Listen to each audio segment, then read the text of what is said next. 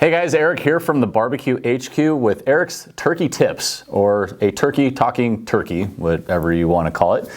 Either way, I am here to help you have a very successful Thanksgiving cook, unless if your plan is to not have a successful Thanksgiving cook, completely sabotage it and never have to host Thanksgiving again, but that's a whole different discussion. So anyways, we want to give you tips and tricks to make sure that you have a great Thanksgiving cook and enjoy the process.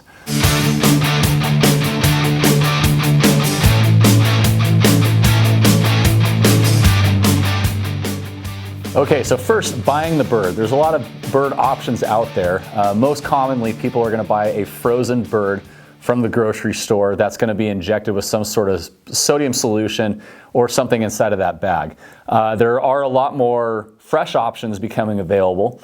And kosher options as well. But you need to be careful with the kosher options because they already do have a fair amount of salt in them. And same thing with the brine or the injected ones are going to have a solution in them as well. So it doesn't make a big difference, but it's something to consider that you already have a bit of salt content in there. Or in the case of when you're trying to brine, you're already trying to work on, push out a solution that is already inside of the turkey as well.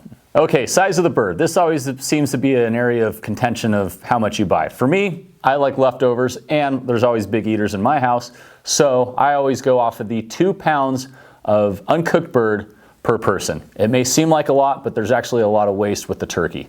If you're not big eaters, have kids involved, everything else like that, go ahead and check the description below, and we will help you size out what size bird you need. Okay, so usually the first issue that people come across is they don't give the bird enough time to thaw. There's two different types of method. You have refrigerator thawing and you have cold water thawing. Refrigerator thawing is a longer process, but it's going to preserve the meat of the bird much better. Cold water is a faster process, but you're going to sacrifice a little bit in the quality of the meat.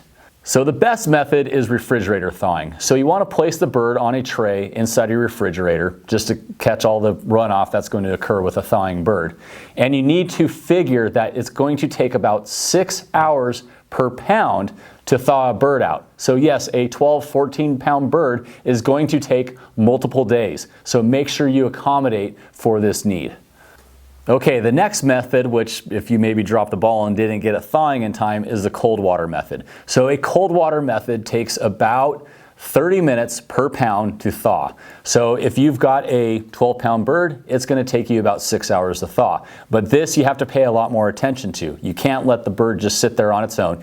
Every half hour, you're going to have to change out that water because the water is going to cool down and greatly slow down that thawing process. The other part is that if the bird doesn't completely fit in the container that you're using, you need to rotate the bird as well.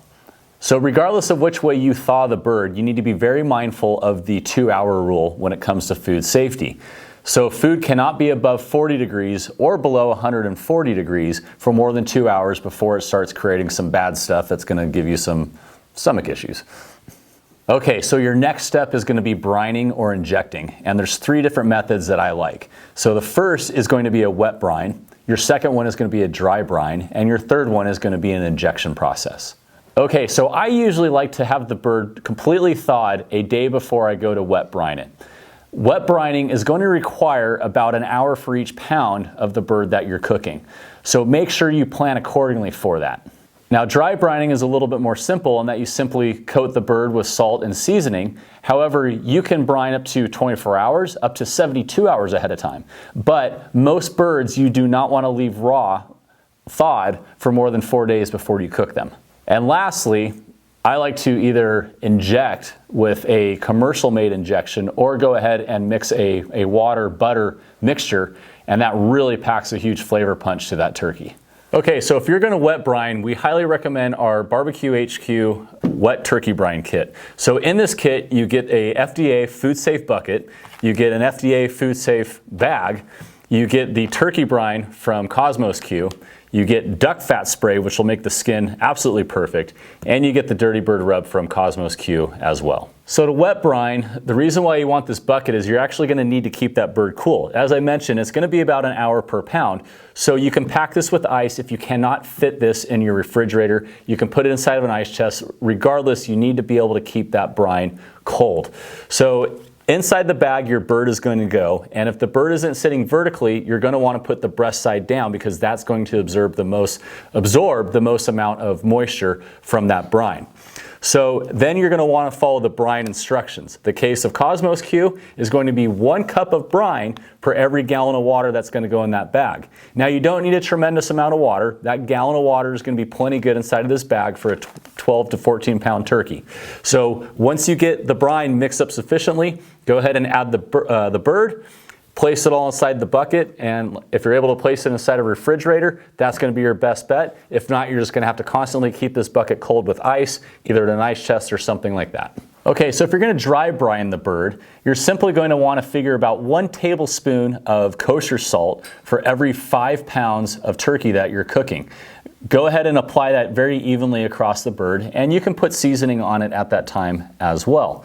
And you're going to leave that uncovered in your fridge, again, for a minimum of 24 hours and a maximum of up to 72 hours. We do not want to let the bird thaw for more than 4 days, because after that, the bird's going to be compromised in the quality of the meat. Okay, so the third option is injection, and here you can see I have your basic injector. These are about $5. We have them on our website, but you can find them at grocery stores all over the place. This is a little better quality than what you'll find in most places though. And then you have the bad boy here, my personal choice, the Butcher Barbecue horse tranquilizer, as I call it. This is a very, very useful tool. Use it obviously for more than just turkey. At about $40, it's a great buy. What's nice is it meters, so each ratchet will meter amount. You can change that amount that it meters. This whole thing comes apart, is all completely serviceable, and they last you a lifetime. I think mine is going on 15 years now or so. So to inject, I like to make a compound butter formula. So what I do is I actually water butter down. I take some warm water, mix it up. That way the butter will melt in and mix with that water a little bit better. And I like to inject it while it's just a little bit warm, not hot, but just a little bit warm. And I will add some seasoning to that mixture as well. So you do have to get it to blend down so it'll pass through here and not clog the needle up. But adding butter to a turkey, you can't go wrong, that's for sure. So injecting, I like to go in a 1-inch grid. So just start working our way through the meat, and again, inject it and so that it is not overflowing the meat, but you're sufficiently covering the meat.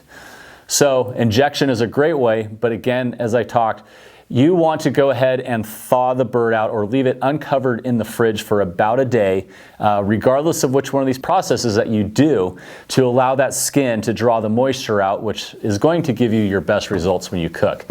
Now, ultimately, we are going to hit that skin with duck fat spray. Duck fat, whatever's in the duck fat, will magically crisp skin. Works great on potatoes. Whatever you want crispy, duck fat will accomplish that. So we always highly recommend duck fat. If you do not have duck fat, you can, again, after sufficiently drying that skin as much as possible, right before you go to cook, just add a little bit of olive oil, and that will help crisp that skin up as well. So I really don't care what you cook the bird in, even though this channel is dedicated to outdoor type cooking. My preference is a pellet grill, but an oven will achieve very good results as well. So again, why I like a pellet grill, I have done them on smokers, I've done them on offsets, I've done them on charcoal drums, all sorts of different cookers, even deep fried them through the years.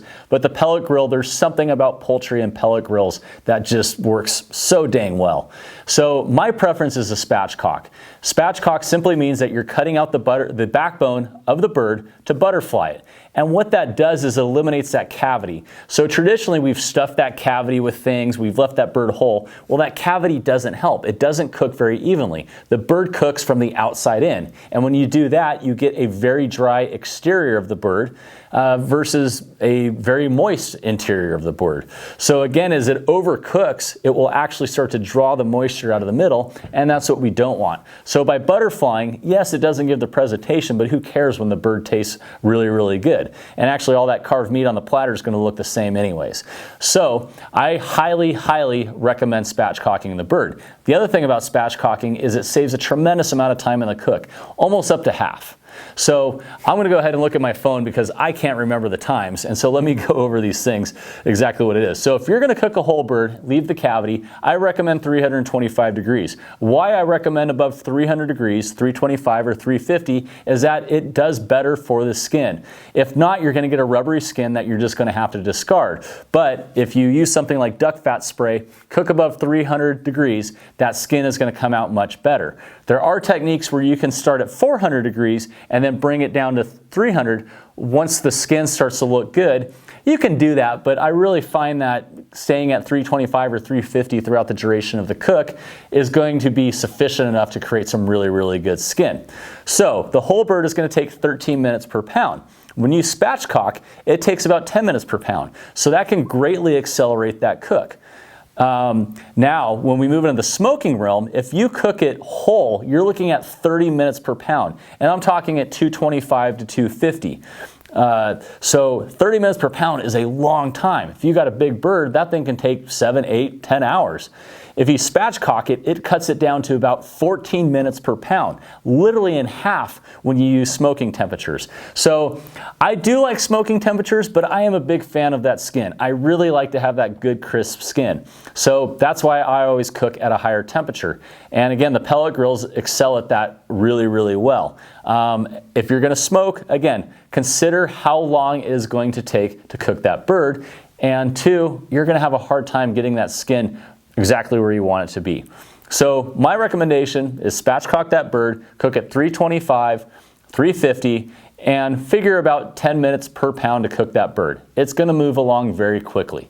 So again, I know all those numbers are confusing as far as cooking, but really develop a plan, stick with it, understand what your timeline is going to be, always allow for more time.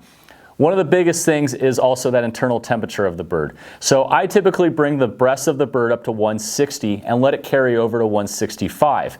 If you're cooking the whole bird, or if you're going to spatchcock it and cook at that higher temperature, be ready to tent the bird with foil at the last third of the cook.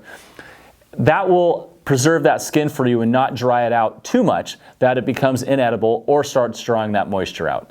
Okay, so internal temperature on the bird. Ideally, you want to hit 160 degrees inside of the breast and let it carry over to 165 degrees. Now for the thigh, you're going to shoot for 175 and let that carry over to 180. That will give you the optimal texture for that meat and also make it safe to eat. So if you're cooking the bird at a higher temperature, whether you're cooking the bird whole or you're going to spatchcock it, I highly recommend the last third of the cook. So for me, when it hits about 120 degrees, I'm really going to start looking at that skin and make sure I'm not drying it out too much. So at that last third of the cook, be prepared to go ahead and tent the bird with foil. That will help preserve the moisture, will keep that skin good, and not drying it out too much. Okay, so once those temps are hit, now make sure you do use a good thermometer. Don't rely on those little pop-up things that you'll sometimes get in stores. They're highly inaccurate, but do have a good thermometer on hand that you know is decently calibrated to achieve those temperatures. Once the bird is done, go ahead and remove it from its cooking source. Let it sit for about 15 to 20 minutes under a tent of foil. That will help keep that moisture and that heat in, and then go ahead and get ready to serve one of the best turkeys you've ever had. All right, so hopefully these tips will greatly help you turn out the best Thanksgiving turkey you've ever had. So our turkey brine kit is available at theBBQHQ.com. Make sure you sign up for our newsletter at theBBQHQ.com as well as our text messaging. And don't forget to like this video, subscribe, and turn on those notifications for all of these sweet upcoming BBQ HQ videos.